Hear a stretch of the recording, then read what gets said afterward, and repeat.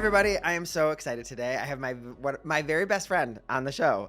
This is my friend Brad Haak. You already know about him because I've already told you about him, but I am just so excited to introduce you to him because first of all, he's probably going to spill the beans about way too much about our relationship, but also because as an artist, I just like who he is and how much I've learned from him, both as a human being and also as a coach. And so I'm so glad you're here, Brad. Welcome to the show. I'm so happy to be here. I'm so excited to get to be a part of what you've been doing now for so long. And I've Thank only you. been able to sort of watch it happening. I appreciate you saying that. So Brad's coming into us from Chicago at the Merritt Lincolnshire Theater. Why don't you tell us a little bit why you're there? Why we're recording this from a theater in Chicago? Oh, it's a good question. So the Marriott Lincolnshire is the largest subscriber base of any theater in the country. They have just a huge number of people that come to see the shows here. I'm about a half an hour outside of Chicago, north of the city. So it's a little bit of a haul to get here, but the Marriott has been around as a theater in Chicago for, I want to say, maybe at least 40 years. So it's really sort of a staple theater destination for audiences. And, it's one of the few theaters that is consistently hiring local actors to perform the musicals as opposed to the tours that are coming through town, like the big productions that happen downtown just for a month or two at a time. So it's meaning I'm doing Hello Dolly here right now, which is a lot of fun. And it's really meaningful for me to be here because my earliest theater memories growing up, like when I was in high school, were coming to see shows here. I'll never forget seeing Sweeney Todd for the first time at this theater. And the Marriott's cool. It seats about 900 people. It's not a huge theater, but it's in the round. And so it's just wonderful because you're so close to the actors, you're so close to the action. And I think I saw that production of Sweeney Todd like maybe 4 times when I was 16 or 17 years Wow. old. I remember begging my parents to borrow the car so I could drive up here just to see the show again. So it's very meaningful to be here. And every once in a while you think maybe there's like a young Brad Hawk sitting out there who's watching the show going, "Oh my God, I want to do this." And that to me is the most exciting part. That's awesome. That's awesome. And so, Brad, I love the history of this. Of course, Brad and I have history. Everybody who's listening, we met when we were 18 years old at Northwestern University. Used to play the piano for my voice lessons. Sorry, Brad. And Still recovering. so, no, I wasn't that bad.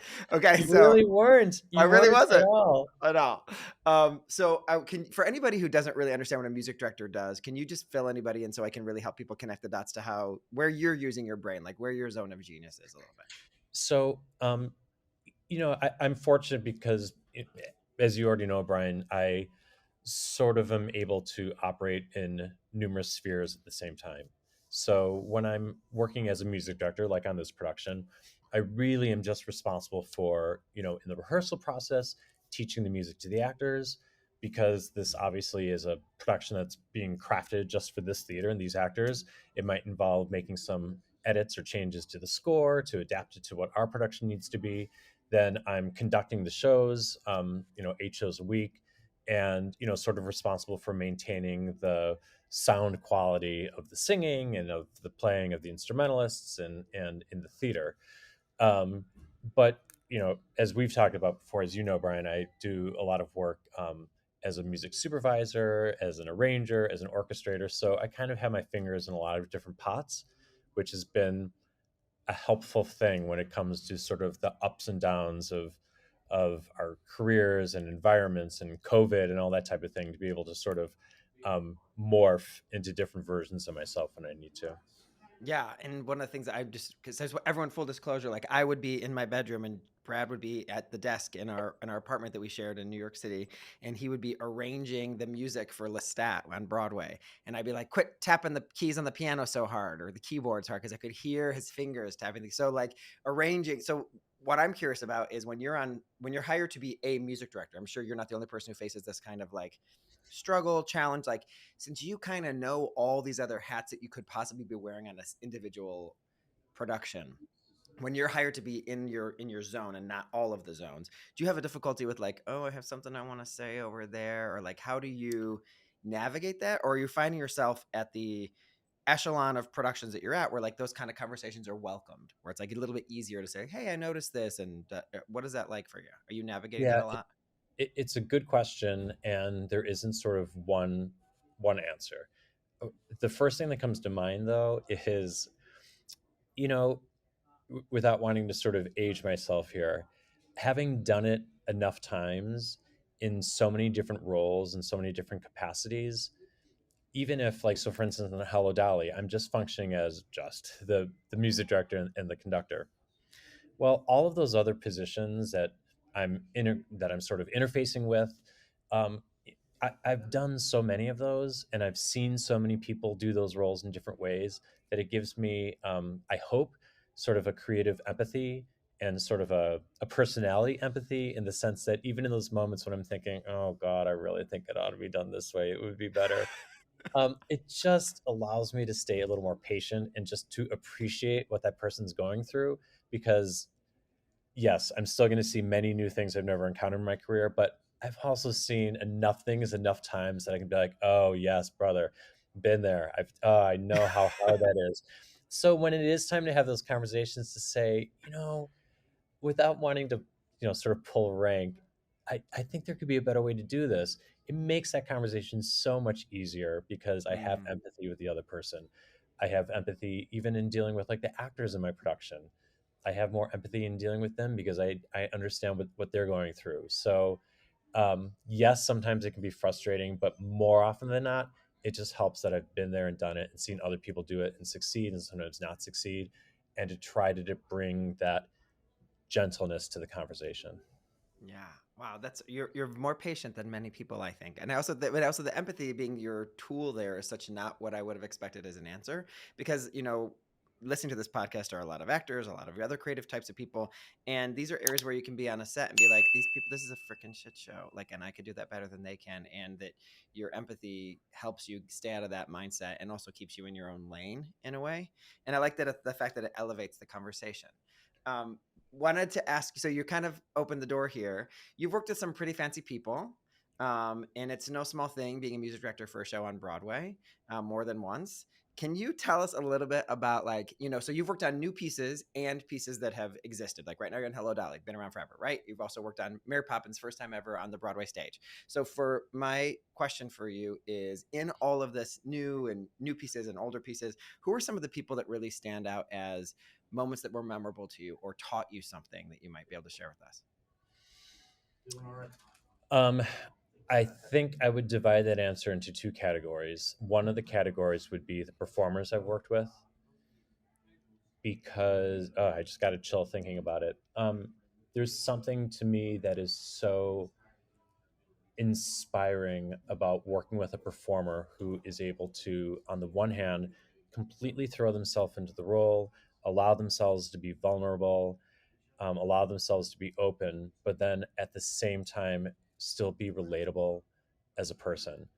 So, you know, I think of someone like Vicky Clark, who, if you don't follow Broadway, you may not know who she is, but um, she won the Tony Award for her role in Light in the Piazza a number of years ago. Just a fabulous performer who I finally got to work with a few years ago.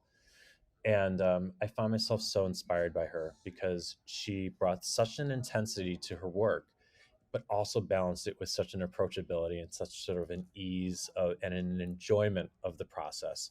Um, and for actors, the stakes are the highest for them than for anyone Mm, else because they have to be so vulnerable.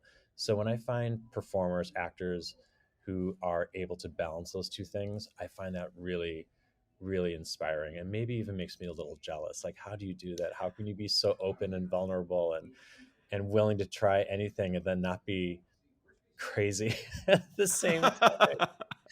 Um, and then and then the second category would be, directors and writers that I've worked with. I think about, I talk about my friend John Caird often, who was the original director of Les Miserables. Um, and, he's such a welcoming, creative spirit. He, again, in terms of balance, is able to balance all of his responsibilities as a director, as far as sort of maintaining the room, maintaining the shape and the feeling of rehearsal, and at the same time making everything feel so collaborative, and that no idea is ever a bad idea. I've never worked with someone before. I mean, talk mm, about being jealous. I've never worked with someone before who so absolutely consistently allows every idea in the room to be heard. And I don't mean that there are times when someone like myself will suggest something and they'd be like, I don't know if that's quite, but there's always the consideration of it. And Hmm. I appreciate that generosity of spirit so much.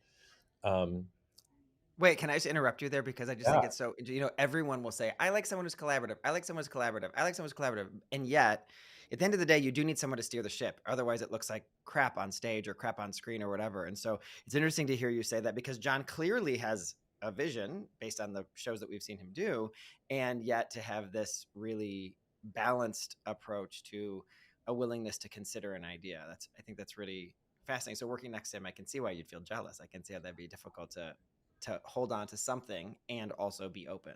yeah, and I think it just comes from a place of sort of calm, sort of a calm, quiet certitude that he does have a vision for what he thinks will work best for the show, but that the the clarity with which he can hold that vision also allows him to take and consider other ideas in the room and not be threatened by it and Mm-hmm. not think, well, what if they get credit, or not think, is it better than I would have done it? He's always wanting to make the final product the best it can be. Yeah, yeah, that's why. I mean, so you guys, I've met John before because I was with Brad in Tokyo and he was working on name of the show. Remind me the name of the show. For that, it was A Knight's Tale, And I said, based which on is the Two Noble two Kinsmen, a gentlemen of Shakespeare play. but is it two gentlemen of Verona made into a musical? Is that what it is? Uh, It's um, it's Two Noble Kinsmen is the name of Oh, the Shakespeare play. Yeah, got it. a Got it. lesser A known, lesser known piece. a hoary chestnut, as we like to call it. Yes. Yeah. Um, so Brad, we have to talk about Grey Gardens because you worked on the very first incarnation of Grey Gardens, and you and I became Grey Gardenophiles and Yep. aficionados, and could probably recite the Yep. entire movie to each other right now, which we will not bore the audience with. Okay, We'll try great. not, okay, little Edie. But working with Christine Ebersole and a show from the beginning, can you tell me a little bit about when you're brought in for a show when it's really at its baby stages? Is there a difference in the way you show up? I'm imagining. Yes, because you have to show up. I think you have to show up from a place of total curiosity. Because, getting back to sort of the John Caird factor, what we were just talking about, um, you know, John is not only curious about what's going to make the show best, but he's curious about the characters in that show, of course, but he's also curious about the people who are creating those characters. And I feel like that curiosity of wanting to understand a little bit the people that you're working with, and to have empathy with them, that all sort of connects to sort of a general curiosity. So I sort of feel like I like to go into rehearsals on a new project. Like, I think of myself as like Sherlock Holmes with a magnifying glass. That I'm just always looking for clues to help me understand, like, what's the story really about? What do I think this director really wants it to be about? What's going on with these performers? Why is this hard for them? What's happening? And I just ask lots and lots of questions and try not to have too many sort of declamatory, if that's a word, sort of statements of knowing what things are going to be. And to me, that's my favorite part. The sort of the creative curiosity is, Yeah. oh man, it's my sweet spot. I just love it.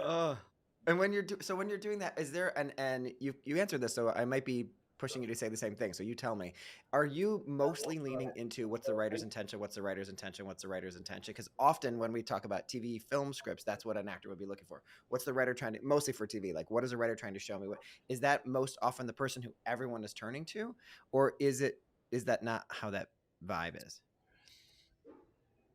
I think you're always straddling a line, but I think you're right that sort of the priority usually, especially at the beginning, is what is the story that the writer's trying to tell. And hopefully, if the writer's alive and they're there, you can ask them and talk to them about it a lot. I'm working on a very new project for Chicago Shakespeare Theater that we're going to start in November, and I'm working with a playwright named Lauren Gunderson, who, just a couple of days ago, they sort of came out with a news feature that she tied with Lynn Nottage for the most produced playwright in the world. Wow. Okay. So Wow.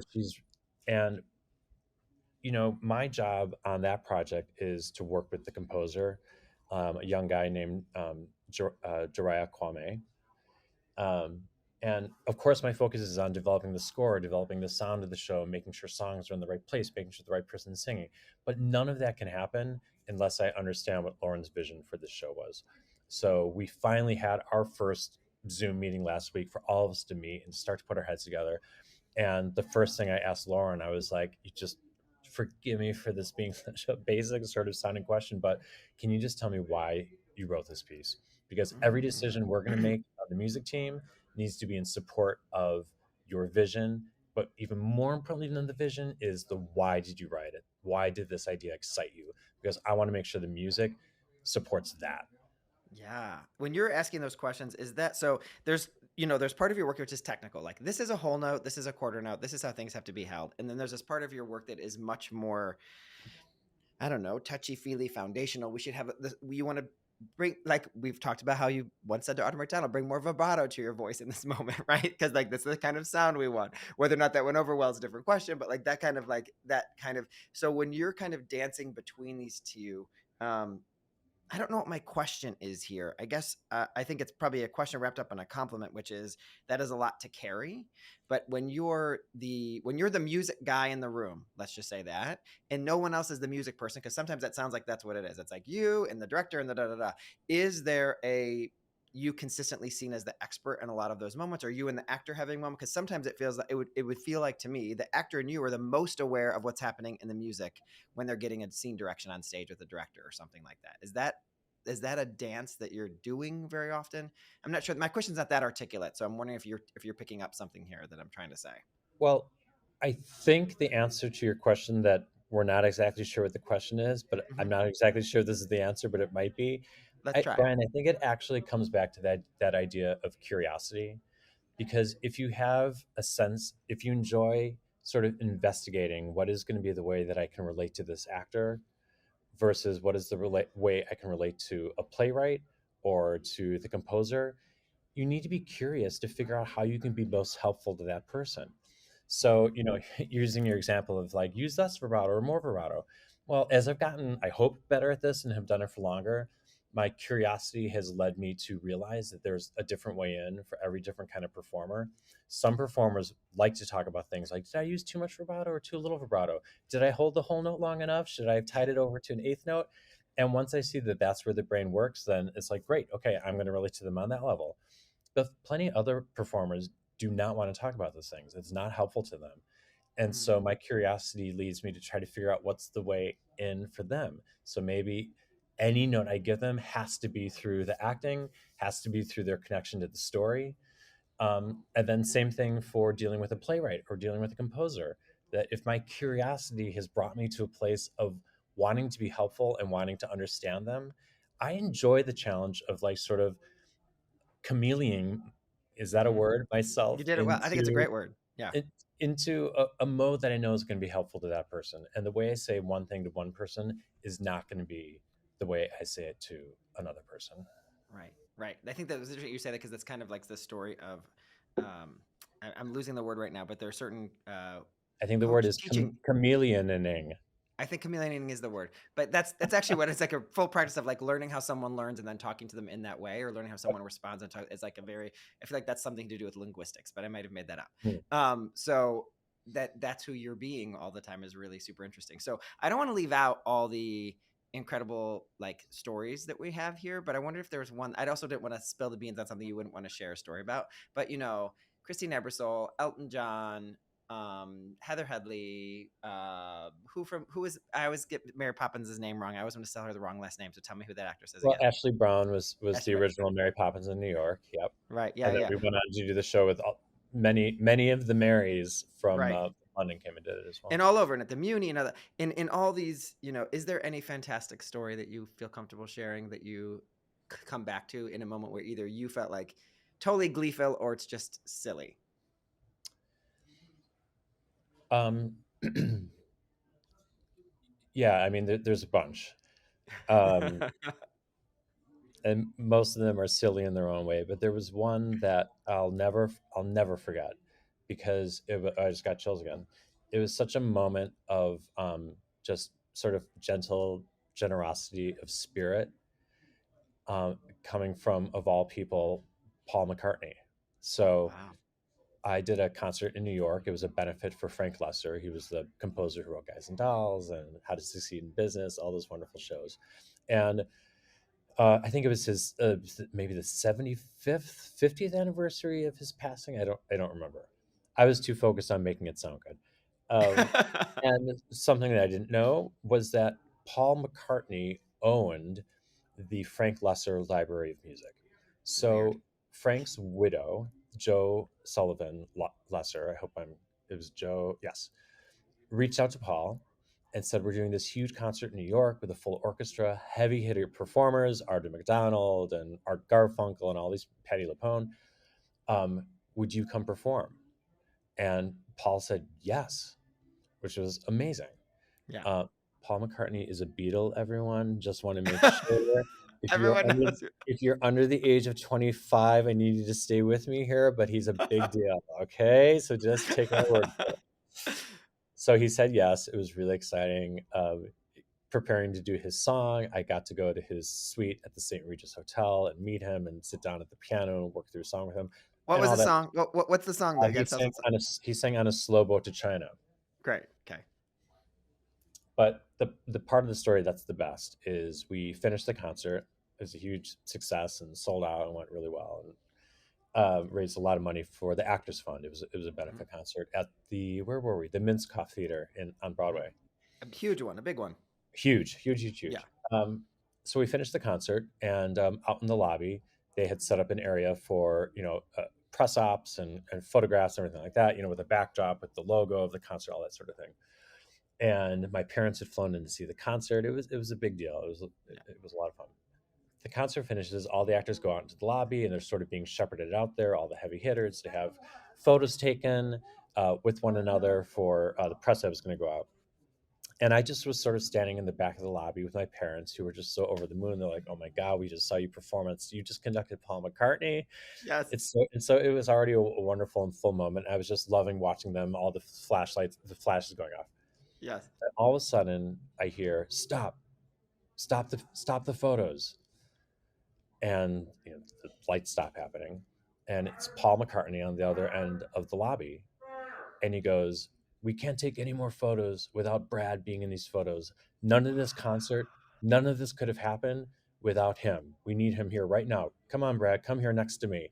And they literally, I'm not making this up, like, open the velvet rope, like the symbolism of the world I'm not supposed to be a part of. And I got in the picture, and Paul was like, "Come on down here, Brad, next to me," and put his arm around me. And then we Wow. kept taking photos.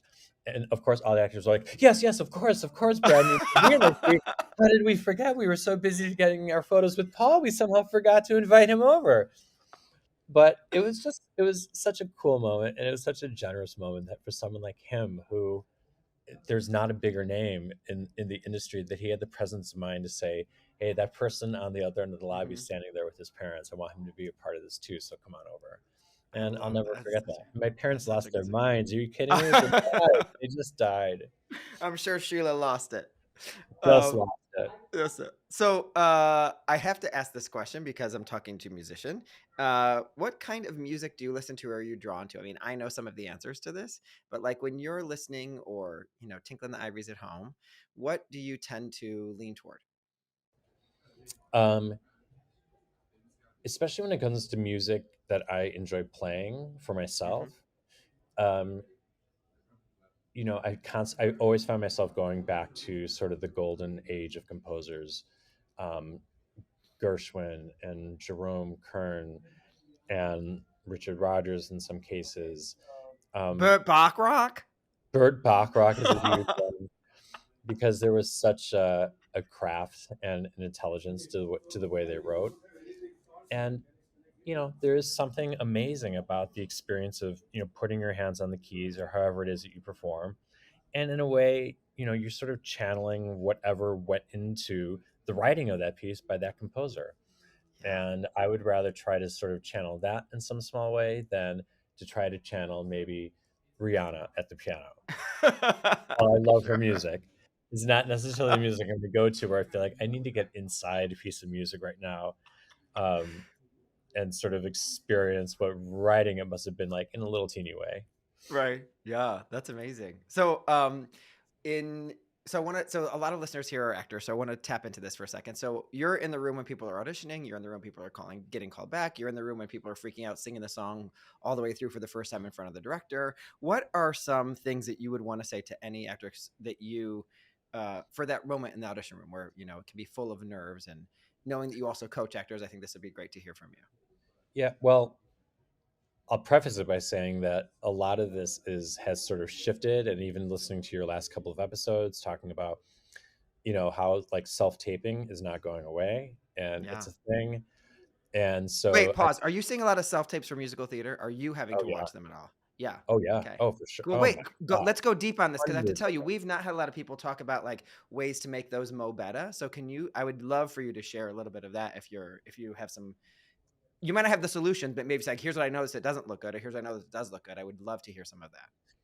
Yeah, I mean, I think I'll address it just from a musical perspective because I obviously don't have as much of an eye for sort of the optics of how it needs to look to at least be in Right. the world. I mean, I say that because you have your fabulous light on and your gorgeous background, and I'm literally sitting in a banquet hall sort of situation. So obviously, the optics of the experience are not going to be my specialty. Um, a lot of times, theaters. So as far as the music end of it goes, a lot of times theaters will send sort of like an audition tape of the accompaniment of whatever song they possibly want you to learn. So if it's for a callback as opposed to something you've just performed yourself, I think one of the biggest favors you can do for yourself, if it's possible, is to hire someone to record that track, re-record that track for you, because a Really? lot of Why? Tell me times, why. well, because as you know, Brian, there's so much to, a good accompanist being able to sort of follow you and sort of support the sound that you're trying to make.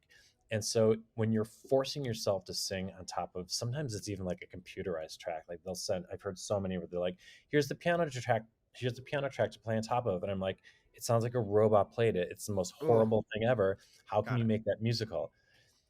Spend $50 to hire an accompanist to go through the song with you a couple of times and then to record the track for you so that you Got can it. then sing to that. I think that Got it. makes a really huge difference. And then, there's just lots of ways that you need to be smart about how you mix it and how, the quality of the mic that you're using and that type of thing. But for me, the biggest issue is when I hear people singing on top of sort of a computerized piano track and it's not lined up very well and it feels awkward. And I feel like it shoots yourself in the foot sometimes. So what I'm hearing you say is when I hear that, it's distracting me from the performer. I'm now thinking I'm not in it anymore. I'm somewhere else, so I'm not even able to take in what good things might be going on here because it's taking it down a notch for me. Yeah, absolutely. Yeah. Yeah. I think the other piece of advice I'd give, again, from a musical perspective, whether it's a self tape or an audition in the room, um, is, you know, of course, it's important to select audition material that shows that you have an understanding of the show that you're going in for. So you're not going to sing Chandelier when you go in for an audition for Guys and Dolls. Great. Right. But don't get hung up on it. I tell this to people all the time. My students that come to coach get so hung up on finding like the perfect piece The that perfect song. shows that Yes. it matters a little bit, but mostly it doesn't matter. If you perform or tape a piece of music that you know you do so well and you knock it out of the park, all you need to do, as you know, Brian, is get to the point that that director or producer or casting director says, wow, not quite the right song, but great voice. I'd love their performance. Let's give them something to sing and bring them back in. So please don't get hung up and don't bring that energy into the audition room of like, I don't know if I found the perfect song for this. I've never, not once, ever in all my years casting a show, had the experience of someone coming in singing stylistically the wrong song for something and a director or a producer being like, wow, that is such a fabulous voice. But because they chose a bad song, I don't want to hear them sing anything else. It's never happened. So It and everyone happened. listen to it. You heard it here hundreds and hundreds, probably thousands of auditions that Brad has been in the room for. And what I just hear inside of that, Brad, is an actor's desire to control what they can, and I can control the song I sing. So if I Yes. can control one piece of this, I'm going to get the song right, because then this other part that I don't have, like it's like a way to grab onto one piece. I can control my wardrobe. I can control my song. These are the things I can control. And then when I go in the room, all the magic has to happen, hopefully. So I would just say, invest that energy into falling in love with the song you've already chosen, embodying Absolutely. that character more, making sure that you feel like the placement is easy and not have to think about, like that energy is that's energy that's trying to control your vulnerability, protect your vulnerability, which is natural and normal. And I would just say putting it into a place that is more actually creative and artistic will be so much, will just buy you so much more. Which I think, Brad, you've just given everybody a permission slip to maybe believe that a little bit more. I think it's so true, Brian. And I think the point you made, just to underscore again, because I feel like this happens somehow more in singing than in anything else, and in any other type of way that we audition. Sing something that you love, Mm. because as we just said, you just want to get the call back. They're going to give you something to learn then, and so fine. Then we deal with learning a new piece of material. We learn with learning a new segment of a song. We're going to pause for a moment for people walking through the banquet hall. Are we able to edit it? We're gonna leave that in because I think it's just telling us how much more present Teddy, you you are do a at the bit. Marriott Lincolnshire. Well, we're in Chicago and we speak with very bright voices here, so it really carries. Okay, It really does. hold on one Um, second. okay, sure. Okay, we're back. The only point I wanted to make, Brian, is there's no substitute for the experience of seeing someone sing something that you can tell they love singing it, because it imbues it with, I don't know what it is, an energy that comes from a deeper place, because you're singing from your gut, you're singing from your heart, wherever you sort of feel that coming from. And that will always win out in the end, more than the repertoire choice, more than, for me, the outfit, anything else, is that sense of that connection with the material, because then it literally comes out of your body in the shape of your voice, and it's so important. Oh, I love that. That's such a good. It's like the number one thing to take away for when you're in audition is to love that song, love that piece. Sing And I'm something you imagining, love. yeah, right. And I'm imagining even when it comes to a callback is like, okay, the song's given to you, so now find what you love about that song, because that's gonna make you stand out against the other people you might be up against. Not to make it about competition, but in that moment, that's gonna make you memorable. Let's say, because we see you when you love the song. Oh, absolutely. When you can spot it in a second when someone is sort of fighting the material, when they don't think that they have something that they can relate to in it, when they've decided they don't love it and they're never going to love it. Um, I so the flip side is, I can never remember casting someone where we were like, boy, you could tell they really didn't enjoy singing that song. Let's cast them. Said no one ever. So find something in it you can relate to. Sometimes I like to tell my coachees, my students who are working with callback audition material that's difficult for them in some way, I say, can you even try to love the challenge of singing this? Hmm. Because if you can bring an affection and a lightness of touch and a love for the challenge that's been put in front of you, like, even that will come through. And I feel like it can be a really good place to start from. Yeah, that's an amazing way to think about it. So, Brad, you've worked on so many different shows in many different cities around the world. You're about to come to California. Will you just spill the beans on that real quick for everybody? Yeah, so we got the rights about a year ago to turn a play called The Dark of the Moon, which it was written, I think, back in the late 50s. It's been around for a long time. And we finally got the rights to turn it into a musical. So we've done a couple of sort of small workshops, and I'll be back in LA in March for a month to do sort of our first full production of the show. At the Rubicon, so we all have to go. The Rubicon. But right, so but my question here is, you've worked in with all these different people and all over the world in different pieces, and what keeps you coming back to I'm not good at anything else.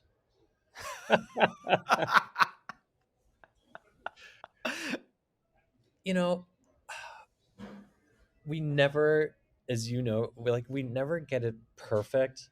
No Uh-huh. show, like, there's a saying, I won't get exactly right. That's It's something like, no musical is ever finished. You just run out of time. Hmm. And so I think it's sort of a perpetual hunt, the perpetual investigation of how to always do it better, to make the process of it better, to see if you can make a final product better.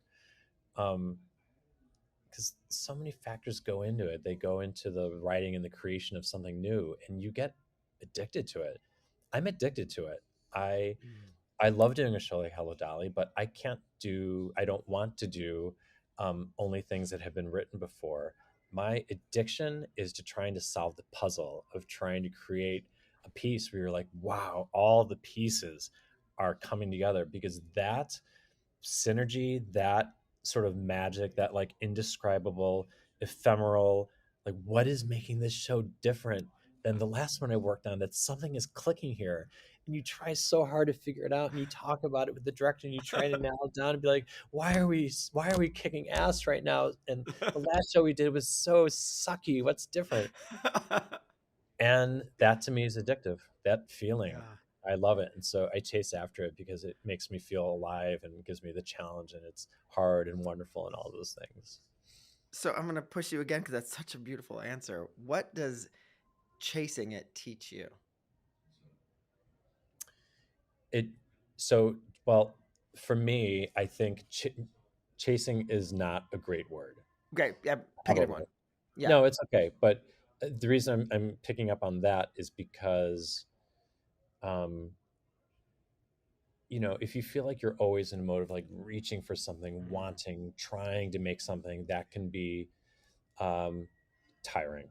mm, mhm. So, part of what, okay, this is really going to get on a level here, so I don't know if this makes sense, Let's do it. but when that equation that I was just describing, when it all lines up, when all the pieces, the performers, the writers, the sort of the staging, when all those pieces are sort of coming together in a way, and you've been working so hard, you have been chasing, trying to make it happen. At some point, it gets to a level where you sort of release it and let it go, and just sort of see how it's going to sort of exist on its own. So I think the chasing has to have a balance of also being able to just take your hands off of it and allow it to be what it is. And I think to put a finer point on that, for me, it's when I have to stand back and you allow the actors to do their thing. Mm, When mm, you can't interfere anymore. You have to allow their craft and their sort of indescribable thing that they can do that I could never do. Let them do it, and then mm. see what happens. Yeah. So that release, I think, is a really important part of it. I got this image, and it may not align with what you image, but I had this image like Geppetto and using marionettes, and then the moment we all figured out where everything goes, then we cut all the strings, and we see what do they do it with this when the strings are gone, and they are now putting on the show. Like that's when that magic is continuing to teach you something. That's exactly what it is. And in that moment when you cut the strings, maybe it's a first preview performance, or it's a first run through in front of a lot of people. And that moment when you cut the strings is such a breathless feeling of like, has all of the work we've been doing gotten us to a point where we're ready to get to this next point? And sometimes you snip the strings and the marionettes fall down, and Yeah. you can still try to pick them back up. It's really hard. Other times you snip the strings and the performers take over, and now Mm. they're the only ones who are in charge, and you just have to let them do what they do, and that's a really magical thing.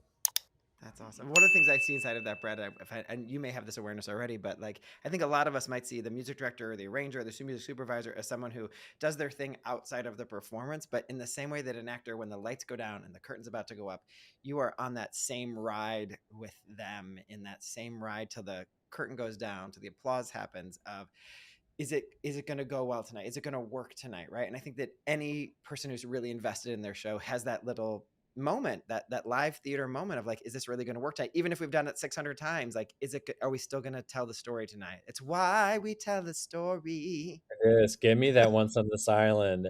How could anyone not like playing for your voice lessons? Listen to that sound you gave us. It was gorgeous. For sure.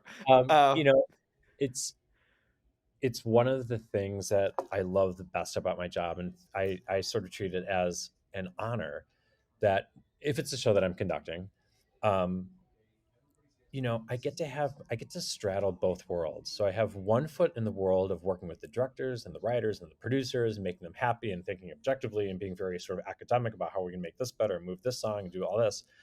And then they all just have to sit in the dark theater And they can't do a damn thing about the show once the show begins. They just have to sit there and watch it. And if the Right. marionettes are going to fall over, they just have to sit there and just watch the marionettes laying on the ground, just being miserable, hating their marionette lives. I get Right. to be the only person on the team that can then enter into the world of the performers and of the actors. Mm, And I can actually do something. I can affect change. I can try to make some wow. element of the performance better. But most importantly, I'm in a performing mode along with the actors.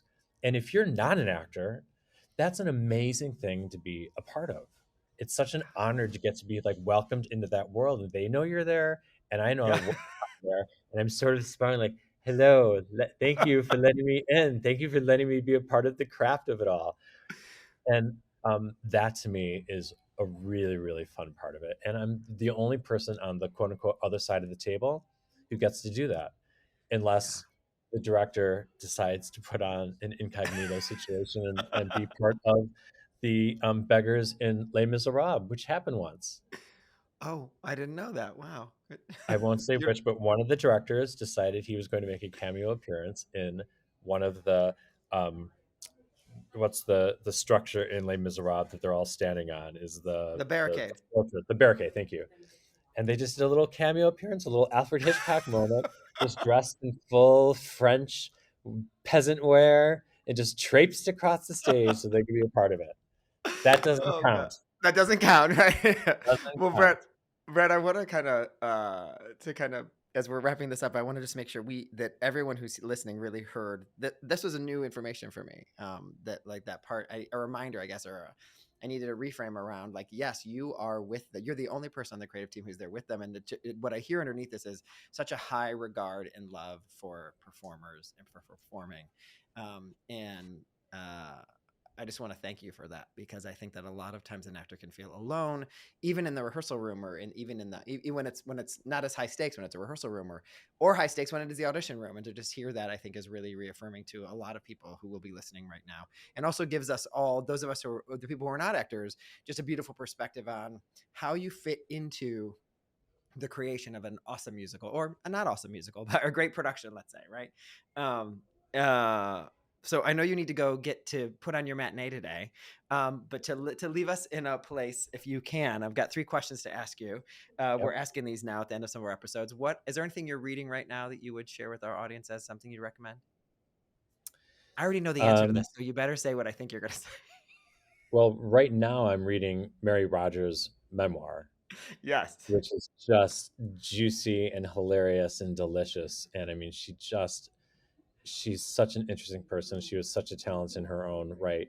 And frankly, she just has dirt on every Broadway legend that ever lived. Really? And now that she's dead, and now that all of them are dead, it's all coming out. And it's really fabulous to read. It's a really fun read at the moment. Okay, I think a lot of people might think of that as dusty or old fashioned, but what you're actually saying is like, no, it's way more the Real Housewives of musical theater than you think. So like, jump in and have some fun, and the artistry of it all Oh as my well. God. Jump in and have some fun and just appreciate that whether you're talking about people working on a project in the 50s or people working on something in the 2020s, it's all the same. We all drive each other nuts in the same way and love each other in the same way. Nothing changes. And is there anything that you're binge watching right now? Everyone's looking for their latest binge. Anything you're watching right now? Binge watching, I'm getting myself caught back up on Handmaid's Tale. Got it. So Great. So you're a depressed I'm on type this season month. 3, even though I know that there are later seasons. So I'm doing a lot of binging of that. It's a dark binge. It's a Yeah. deep, dark binge, but I know, but I'm doing it. I just love it. It's so good. I love you watching in the middle of the fall, going into winter in Chicago. Okay, last question. Is there a self care practice that you might share with our listeners? One that you're aware of, or one that you might not even be something that you're super conscious around? Because I know sometimes when I ask that question, people go, wait, do I even have one? Well, there are a few things, and I'm trying to think if there were one that I couldn't live without. It Whoa, that's a would hard question. be, Tougher than the one I put to you, but go for it. well, a self care.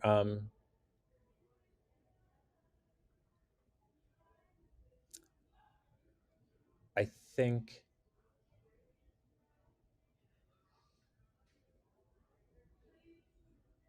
I think practicing empathy with the people you work with in a way is the best self-care you can give yourself. Because when you can forgive other people for things or hold them up in certain ways or try to relate to them in certain ways, you're also allowing yourself to be vulnerable, and you're sort of doing the same thing for yourself. So I think trying to operate from a place of empathy and a little gratitude as often as you can is the most important thing for me. And it's not always easy for me to do that, but that's what makes me feel the best. Awesome. I love you so much, Brad. That's such a Brian, great I'm so answer. happy to get to talk to you about this. Me We too. talked about all these snippets in short little moments over the last 20 however years we've known each other, but it's nice to really talk about it. Thank you so much for coming on the show and sharing really what's so close to your heart and what keeps you getting up every day. I appreciate it, especially before you're about to go do a show. So I guess break a leg is what I need to say Thank now. you. Okay. Right. We will. Wait, if anybody is looking to like see what you're up to or to get coaching with you, where's the places they can go to do that, Brad? Go to my website, bradhaakmusic.com. Great. And we will link to that in the show notes as well. And that's Brad, BRADHAAK music.com. Thank you so That's much, right. Brad. Thanks, All right. Brian. I'll text you Yeah, later. Love you. okay. All right. Okay. Bye.